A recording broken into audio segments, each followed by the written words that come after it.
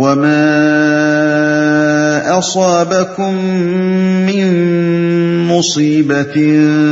فبما كسبت أيديكم ويعفو عن كثير. تم پر جو مصیبت بھی آئی ہے تمہارے اپنے ہاتھوں کی کمائی سے آئی ہے، اور بہت سے قصوروں سے وہ ویسے ہی درگزر کر جاتا ہے. واضح رہے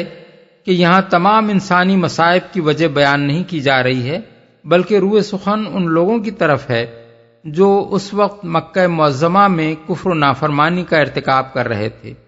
ان سے فرمایا جا رہا ہے کہ اگر اللہ تمہارے سارے قصوروں پر گرفت کرتا تو تمہیں جیتا ہی نہ چھوڑتا، لیکن یہ مصائب جو تم پر نازل ہوئے ہیں غالباً اشارہ ہے مکے کے قحط کی طرف. یہ محض بطور تنبیہ ہیں تاکہ تم ہوش میں آؤ اور اپنے اعمال کا جائزہ لے کر دیکھو کہ اپنے رب کے مقابلے میں تم نے کیا روش اختیار کر رکھی ہے، اور یہ سمجھنے کی کوشش کرو کہ جس خدا سے تم بغاوت کر رہے ہو اس کے مقابلے میں تم کتنے بے بس ہو، اور یہ جانو کہ جنہیں تم اپنا ولی و کارساز بنائے بیٹھے ہو، جن طاقتوں پر تم نے بھروسہ کر رکھا ہے، وہ اللہ کی پکڑ سے بچانے میں تمہارے کسی کام نہیں آ سکتی. مزید توضیح کے لیے بیان کر دینا بھی ضروری ہے کہ جہاں تک مومن مخلص کا تعلق ہے اس کے لیے اللہ کا قانون اس سے مختلف ہے. اس پر جو تکلیفیں اور مصیبتیں بھی آتی ہیں وہ سب اس کے گناہوں اور خطاؤں اور کوتاہیوں کا کفارہ بنتی چلی جاتی ہیں. حدیث صحیح میں ہے کہ ما یصیب المسلم من نصب ولا وصب ولا ہم ولا حزن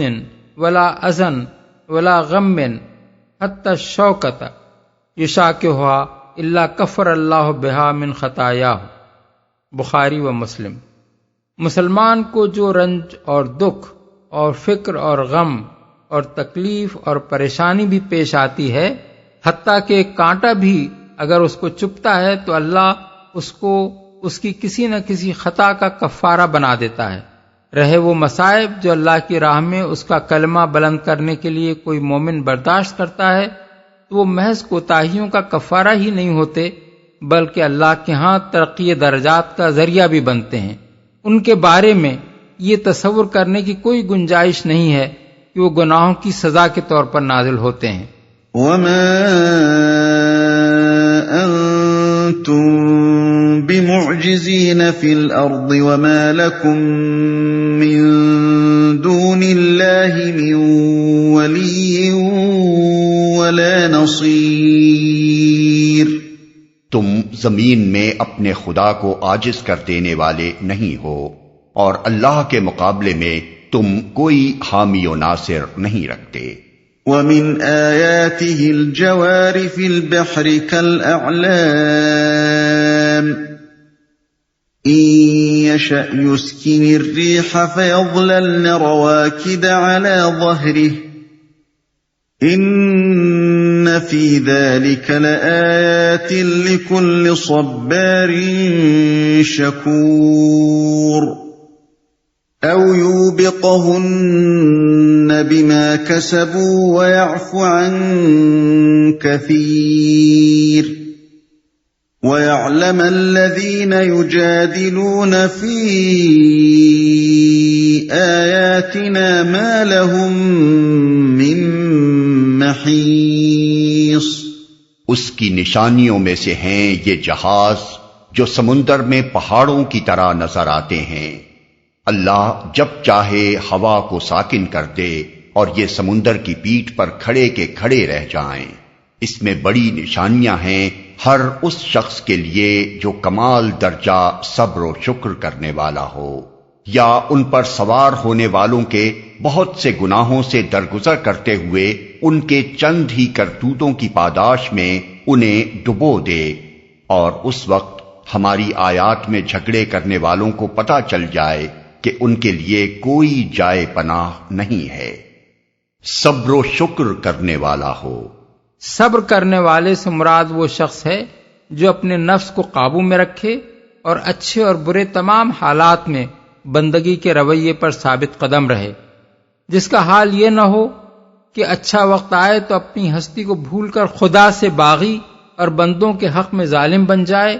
اور برا وقت آ جائے تو دل چھوڑ بیٹھے اور ہر ذلیل سے ذلیل حرکت کرنے پر اتر آئے۔ شکر کرنے والے سے مراد وہ شخص ہے جسے تقدیر الہی خواہ کتنا ہی اونچا اٹھا لے جائے، وہ اسے اپنا کمال نہیں بلکہ اللہ کا احسان ہی سمجھتا رہے، اور وہ خواہ کتنا ہی نیچے گرا دیا جائے،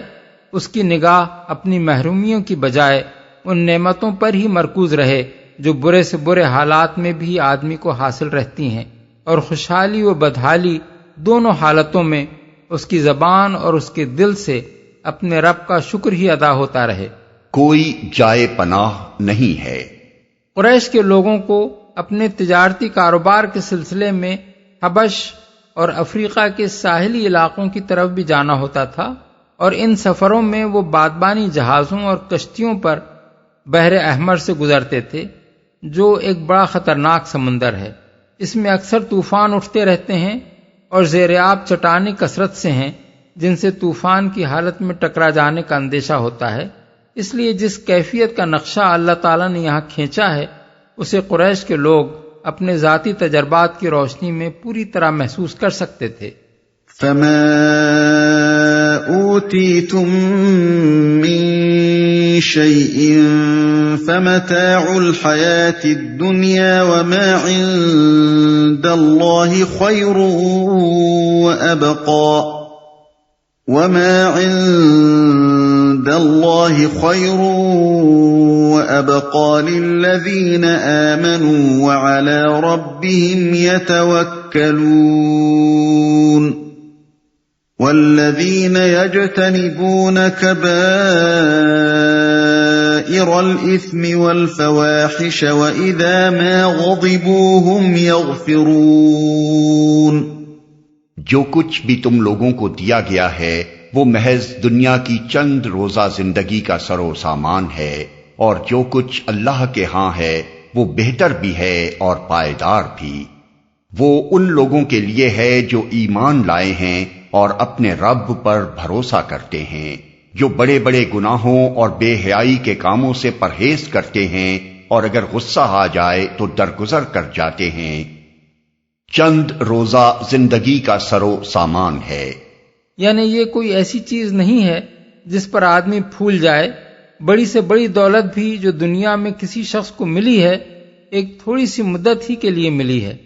چند سال وہ اس کو برت لیتا ہے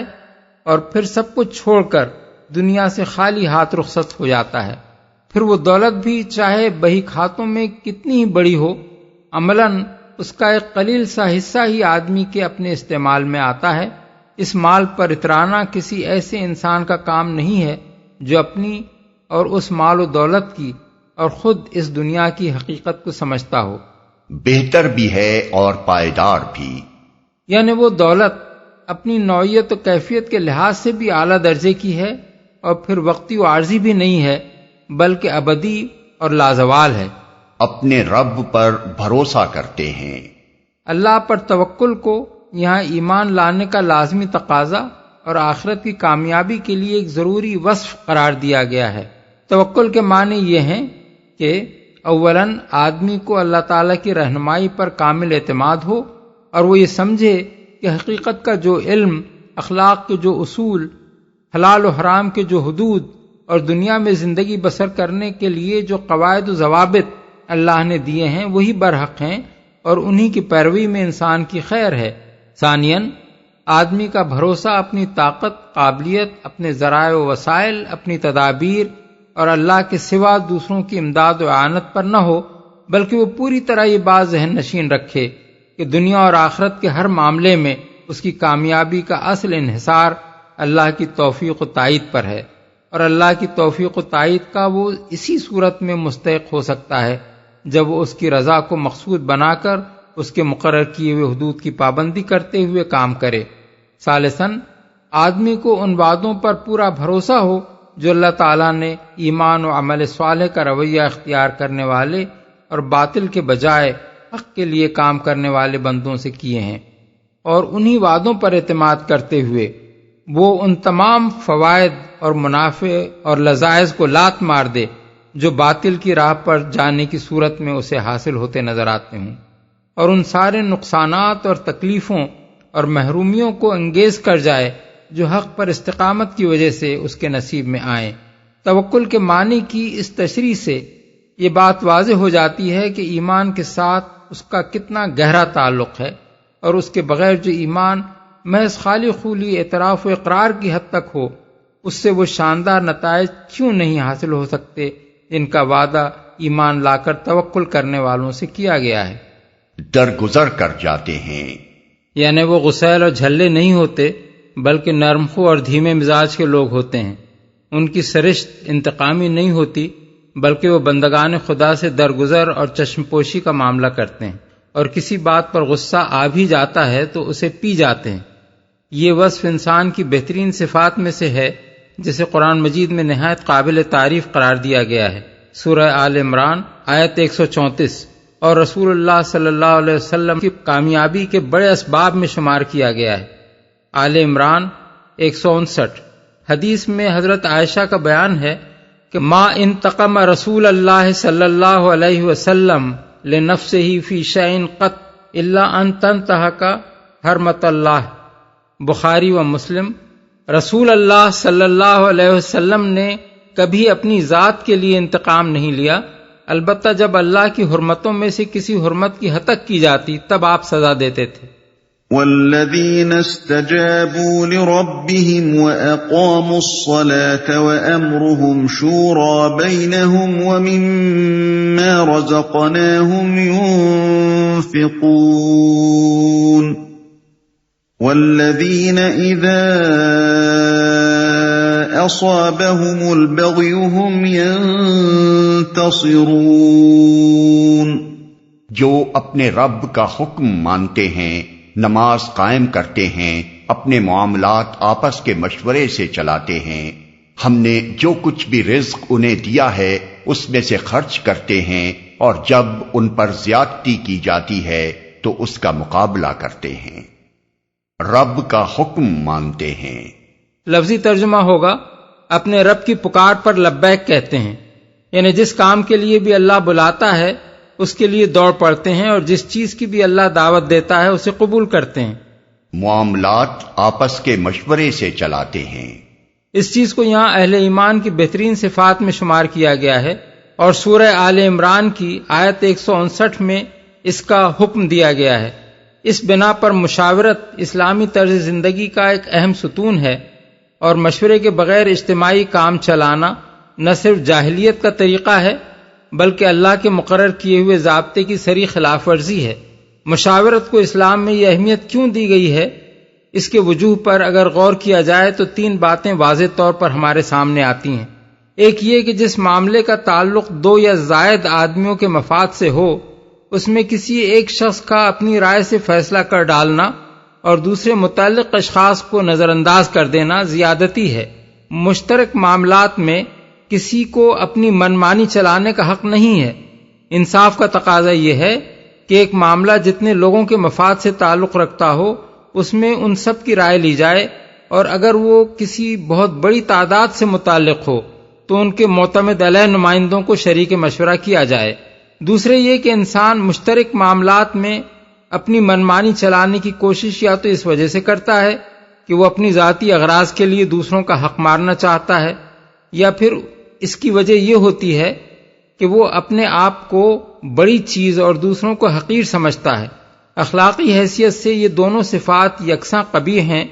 اور مومن کے اندر ان میں سے کسی صفت کا شائبہ بھی نہیں پایا جا سکتا۔ مومن نہ خود غرض ہوتا ہے کہ دوسروں کے حقوق پر دست درازی کر کے خود ناجائز فائدہ اٹھانا چاہے، اور نہ وہ متکبر اور خود پسند ہوتا ہے کہ اپنے آپ ہی کو عقل کل اور علیم و خبیر سمجھے۔ تیسرے یہ کہ جن معاملات کا تعلق دوسروں کے حقوق اور مفاد سے ہو ان میں فیصلہ کرنا ایک بہت بڑی ذمہ داری ہے۔ کوئی شخص جو خدا سے ڈرتا ہو اور یہ جانتا ہو کہ اس کی کتنی سخت جواب دہی اسے اپنے رب کے سامنے کرنی پڑے گی، کبھی اس بھاری بوجھ کو تنہا اپنے سر لینے کی جرات نہیں کر سکتا۔ اس طرح کی جراتیں صرف وہی لوگ کرتے ہیں جو خدا سے بے خوف اور آخرت سے بے فکر ہوتے ہیں۔ خدا ترس اور آخرت کی باز پرس کا احساس رکھنے والا آدمی تو لازماً یہ کوشش کرے گا کہ ایک مشترک معاملہ جن سے بھی متعلق ہو ان سب کو یا ان کے بھروسے کے نمائندوں کو اس کا فیصلہ کرنے میں شریک مشورہ کرے تاکہ زیادہ سے زیادہ صحیح اور بے لاگ اور مبنی بر انصاف فیصلہ کیا جا سکے، اور اگر نادانستہ کوئی غلطی ہو بھی جائے تو تنہا کسی ایک ہی شخص پر اس کی ذمہ داری نہ آ پڑے۔ یہ تین وجوہ ایسے ہیں جن پر اگر آدمی غور کرے تو اس کی سمجھ میں یہ بات اچھی طرح آ سکتی ہے کہ اسلام جس اخلاق کی انسان کو تعلیم دیتا ہے، مشورہ اس کا لازمی تقاضا ہے، اور اس سے انحراف ایک بہت بڑی بد اخلاقی ہے جس کی اسلام کبھی اجازت نہیں دے سکتا۔ اسلامی طرز زندگی یہ چاہتا ہے کہ مشاورت کا اصول ہر چھوٹے بڑے اجتماعی معاملے میں برتا جائے۔ گھر کے معاملات ہوں تو ان میں میاں اور بیوی باہم مشورے سے کام کریں، اور بچے جب جوان ہو جائیں تو انہیں بھی شریک مشورہ کیا جائے۔ خاندان کے معاملات ہوں تو ان میں کنبے کے سب عاقل و بالغ افراد کی رائے لی جائے۔ ایک قبیلہ یا برادری یا بستی کے معاملات ہوں اور سب لوگوں کا شریک مشورہ ہونا ممکن نہ ہو تو ان کا فیصلہ کوئی ایسی پنچایت یا مجلس کرے جس میں کسی متفق علیہ طریقے کے مطابق تمام متعلق لوگوں کے معتمد علیہ نمائندے شریک ہوں۔ ایک پوری قوم کے معاملات ہوں تو ان کے چلانے کے لیے قوم کا سربراہ سب کی مرضی سے مقرر کیا جائے، اور وہ قومی معاملات کو ایسے صاحب رائے لوگوں کے مشورے سے چلائے جن کو قوم قابل اعتماد سمجھتی ہو، اور وہ اسی وقت تک سربراہ رہے جب تک قوم خود اسے اپنا سربراہ بنائے رکھنا چاہے۔ کوئی ایماندار آدمی زبردستی قوم کا سربراہ بننے اور بنے رہنے کی خواہش یا کوشش نہیں کر سکتا، نہ یہ فریب کاری کر سکتا ہے کہ پہلے بزور قوم کے سر پر مسلط ہو جائے اور پھر جبر کے تحت لوگوں کی رضامندی طلب کرے، اور نہ اس طرح کی چالیں چل سکتا ہے کہ اس کو مشورہ دینے کے لیے لوگ اپنی آزاد مرضی سے اپنی پسند کے نمائندے نہیں بلکہ وہ نمائندے منتخب کریں جو اس کی مرضی کے مطابق رائے دینے والے ہوں۔ ایسی ہر خواہش صرف اس نفس میں پیدا ہوتی ہے جو نیت کی خرابی سے ملوث ہو، اور اس خواہش کے ساتھ امرہم شورا بینہم کی ظاہری شکل بنانے اور اس کی حقیقت غائب کر دینے کی کوششیں صرف وہی شخص کر سکتا ہے جسے خدا اور خلق دونوں کو دھوکہ دینے میں کوئی باک نہ ہو۔ حالانکہ نہ خدا دھوکہ کھا سکتا ہے اور نہ خلق ہی اتنی اندھی ہو سکتی ہے کہ کوئی شخص دن کی روشنی میں علانیہ ڈاکہ مار رہا ہو اور وہ سچے دل سے یہ سمجھتی رہے کہ وہ ڈاکہ نہیں مار رہا ہے بلکہ لوگوں کی خدمت کر رہا ہے۔ امرہم شورا بینہم کا قاعدہ خود اپنی نوعیت اور فطرت کے لحاظ سے 5 باتوں کا تقاضا کرتا ہے۔ اول یہ کہ اجتماعی معاملات جن لوگوں کے حقوق اور مفاد سے تعلق رکھتے ہیں انہیں اظہار رائے کی پوری آزادی حاصل ہو، اور وہ اس بات سے پوری طرح باخبر رکھے جائیں کہ ان کے معاملات فی الواقع کس طرح چلائے جا رہے ہیں، اور انہیں اس امر کا بھی پورا حق حاصل ہو کہ اگر وہ اپنے معاملات کی سربراہی میں کوئی غلطی یا خامی یا کوتاہی دیکھیں تو اس پر ٹوک سکیں، احتجاج کر سکیں، اور اصلاح ہوتی نہ دیکھیں تو سربراہ کاروں کو بدل سکیں۔ لوگوں کا منہ بند کر کے اور ان کے ہاتھ پاؤں کس کر اور ان کو بے خبر رکھ کر ان کے اجتماعی معاملات چلانا سری بددیانتی ہے جسے کوئی شخص بھی امرہم شورا بینہم کے اصول کی پیروی نہیں مان سکتا۔ دوم یہ کہ اجتماعی معاملات کو چلانے کی ذمہ داری جس شخص پر بھی ڈالنی ہو اسے لوگوں کی رضامندی سے مقرر کیا جائے، اور یہ رضامندی ان کی آزادانہ رضامندی ہو، جبر اور تخفیف سے حاصل کی ہوئی یا تحریص و اطماع سے خریدی ہوئی یا دھوکے اور فریب اور مکاریوں سے کھسوٹی ہوئی رضامندی در حقیقت رضامندی نہیں ہے۔ ایک قوم کا صحیح سربراہ وہ نہیں ہوتا جو ہر ممکن طریقے سے کوشش کر کے اس کا سربراہ بنے، بلکہ وہ ہوتا ہے جس کو لوگ اپنی خوشی اور پسند سے اپنا سربراہ بنائیں۔ سوم یہ کہ سربراہ کار کو مشورہ دینے کے لیے بھی وہ لوگ مقرر کیے جائیں جن کو قوم کا اعتماد حاصل ہو، اور ظاہر بات ہے کہ ایسے لوگ کبھی صحیح معنوں میں حقیقی اعتماد کے حامل قرار نہیں دیے جا سکتے جو دباؤ ڈال کر یا مال سے خرید کر یا جھوٹ اور مکر سے کام لے کر یا لوگوں کو گمراہ کر کے نمائندگی کا مقام حاصل کریں۔ چہارم یہ کہ مشورہ دینے والے اپنے علم اور ایمان و ضمیر کے مطابق رائے دیں اور اس طرح کے اظہار رائے کی انہیں پوری آزادی حاصل ہو۔ یہ بات جہاں نہ ہو جہاں مشورہ دینے والے کسی لالچ یا خوف کی بنا پر یا کسی جتھا بندی میں کسے ہوئے ہونے کی وجہ سے خود اپنے علم اور ضمیر کے خلاف رائے دیں، وہاں در حقیقت خیانت اور غداری ہوگی، نہ کہ امرہم شورا بینہم کی پیروی۔ پنجم یہ کہ جو مشورہ اہل شورا کے اجماع یعنی اتفاق رائے سے دیا جائے یا جسے ان کے جمہور یعنی اکثریت کی تائید حاصل ہو، اسے تسلیم کیا جائے، کیونکہ اگر ایک شخص یا ایک ٹولہ سب کی سننے کے بعد اپنی منمانی کرنے کا مختار ہو تو مشاورت بالکل بے معنی ہو جاتی ہے۔ اللہ تعالیٰ یہ نہیں فرما رہا ہے کہ ان کے معاملات میں ان سے مشورہ لیا جاتا ہے، بلکہ یہ فرما رہا ہے کہ ان کے معاملات آپس کے مشورے سے چلتے ہیں۔ اس ارشاد کی تعمیل محض مشورہ لے لینے سے نہیں ہو جاتی، بلکہ اس کے لیے ضروری ہے کہ مشاورت میں اجماع یا اکثریت کے ساتھ جو بات طے ہو اسی کے مطابق معاملات چلیں۔ اسلام کے اصول شورا کی اس توضیح کے ساتھ یہ بنیادی بات بھی نگاہ میں رکھنی چاہیے کہ یہ شورا مسلمانوں کے معاملات کو چلانے میں مطلق العنان اور مختار کل نہیں ہے، بلکہ لازماً اس دین کے حدود سے محدود ہے جو اللہ تعالیٰ نے خود اپنی تشریع سے مقرر فرمایا ہے، اور اس اصل الاصول کی پابند ہے کہ تمہارے درمیان جس معاملے میں بھی اختلاف ہو اس کا فیصلہ کرنا اللہ کا کام ہے، اور تمہارے درمیان جو نزاع بھی ہو اس میں اللہ اور رسول کی طرف رجوع کرو۔ اس قاعدہ کلیہ کے لحاظ سے مسلمان شرعی معاملات میں اس امر پر تو مشورہ کر سکتے ہیں کہ کسی نص کا صحیح مفہوم کیا ہے اور اس پر عمل درآمد کس طریقے سے کیا جائے تاکہ اس کا منشا ٹھیک طور سے پورا ہو، لیکن اس غرض سے کوئی مشورہ نہیں کر سکتے کہ جس معاملے کا فیصلہ اللہ اور اس کے رسول نے کر دیا ہو اس میں وہ خود کوئی آزادانہ فیصلہ کریں۔ اس میں سے خرچ کرتے ہیں۔ اس کے 3 مطلب ہیں۔ ایک یہ کہ جو رزق حلال ہم نے انہیں دیا ہے اسی میں سے خرچ کرتے ہیں، اپنے اخراجات پوری کرنے کے لیے مال حرام پر ہاتھ نہیں مارتے۔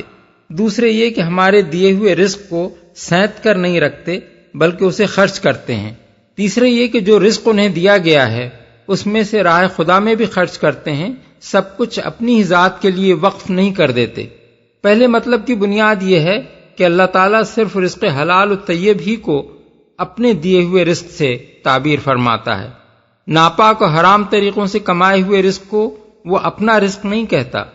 دوسرے مطلب کی بنیاد یہ ہے کہ اللہ تعالیٰ جو رزق انسان کو دیتا ہے وہ خرچ کرنے کے لیے دیتا ہے، سینت کر رکھنے اور اس پر مارے زر بن کر بیٹھ جانے کے لیے نہیں دیتا۔ اور تیسرے مطلب کی بنیاد یہ ہے کہ خرچ کرنے سے مراد قرآن مجید میں محض اپنی ذات پر اور اپنی ضروریات پر ہی خرچ کر دینا نہیں ہے، بلکہ اس کے مفہوم میں انفاق فی سبیل اللہ بھی شامل ہے۔ انہی 3 وجوہ سے اللہ تعالیٰ خرچ کرنے کو یہاں اہل ایمان کی ان بہترین صفات میں شمار فرما رہا ہے جن کی بنا پر آخرت کی بھلائیاں انہی کے لیے مختص کی گئی ہیں۔ مقابلہ کرتے ہیں۔ یہ بھی اہل ایمان کی بہترین صفات میں سے ہے کہ وہ ظالموں اور جباروں کے لیے نرم چارہ نہیں ہوتے۔ ان کی نرم خوئی اور عفو درگزر کی عادت کمزوری کی بنا پر نہیں ہوتی۔ انہیں بھکشوؤں اور راہبوں کی طرح مسکین بن کر رہنا نہیں سکھایا گیا ہے۔ ان کی شرافت کا تقاضا یہ ہے کہ جب غالب ہوں تو مغلوب کے قصور معاف کر دیں، اور جب قادر ہوں تو بدلہ لینے سے درگزر کریں،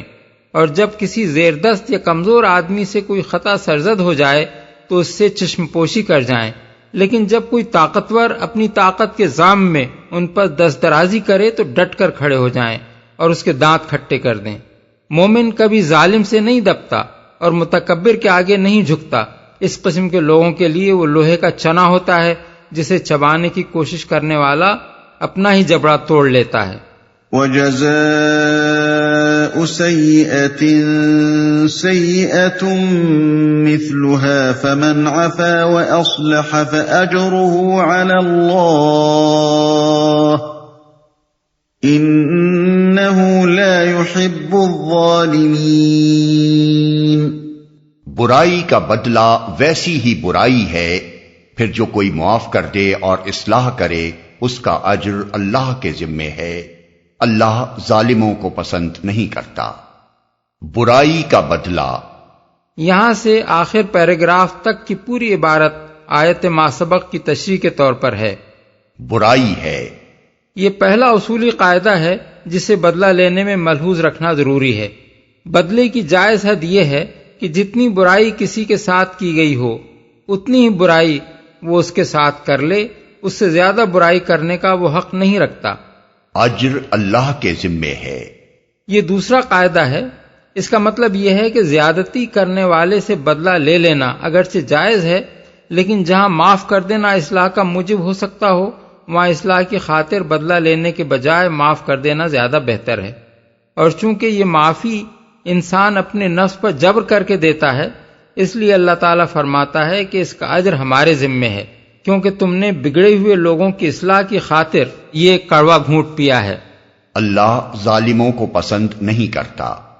اس تنبیہ میں بدلہ لینے کے متعلق ایک تیسرے قاعدے کی طرف اشارہ کیا گیا ہے، اور وہ یہ ہے کہ کسی شخص کو دوسرے کے ظلم کا انتقام لیتے لیتے خود ظالم نہیں بن جانا چاہیے۔ ایک برائی کے بدلے میں اس سے بڑھ کر برائی کر گزرنا جائز نہیں ہے۔ مثلا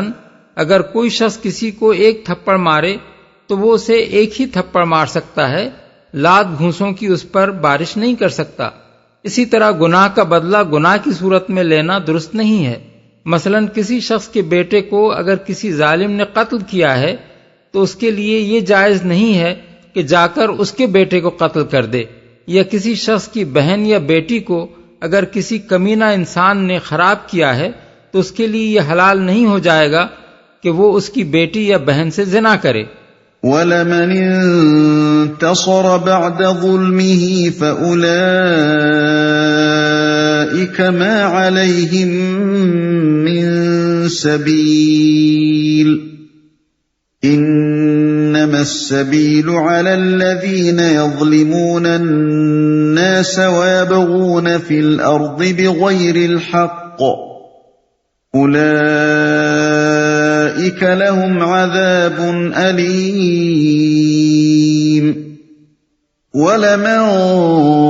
صَبَرَ وَغَفَرَ إِنَّ ذَلِكَ لَمِنْ عَزْمِ الْأُمُورِ۔ اور جو لوگ ظلم ہونے کے بعد بدلہ لیں ان کو ملامت نہیں کی جا سکتی۔ ملامت کے مستحق تو وہ ہیں جو دوسروں پر ظلم کرتے ہیں اور زمین میں ناحق زیادتیاں کرتے ہیں، ایسے لوگوں کے لیے دردناک عذاب ہے۔ البتہ جو شخص صبر سے کام لے اور درگزر کرے تو یہ بڑی اولو العزمی کے کاموں میں سے ہے۔ واضح رہے کہ ان آیات میں اہل ایمان کی جو صفات بیان کی گئی ہیں وہ اس وقت عملاً رسول اللہ صلی اللہ علیہ وسلم اور آپ کے اصحاب کی زندگیوں میں موجود تھیں، اور کفار مکہ اپنی آنکھوں سے ان کو دیکھ رہے تھے۔ اس طرح اللہ تعالیٰ نے دراصل کفار کو یہ بتایا ہے کہ دنیا کی چند روزہ زندگی بسر کرنے کا جو سر و سامان پا کر تم آپے سے باہر ہوئے جاتے ہو، اصل دولت وہ نہیں ہے، بلکہ اصل دولت یہ اخلاق اور اوصاف ہیں جو قرآن کی رہنمائی قبول کر کے تمہارے ہی معاشرے کے ان مومنوں نے اپنے اندر پیدا کیے ہیں۔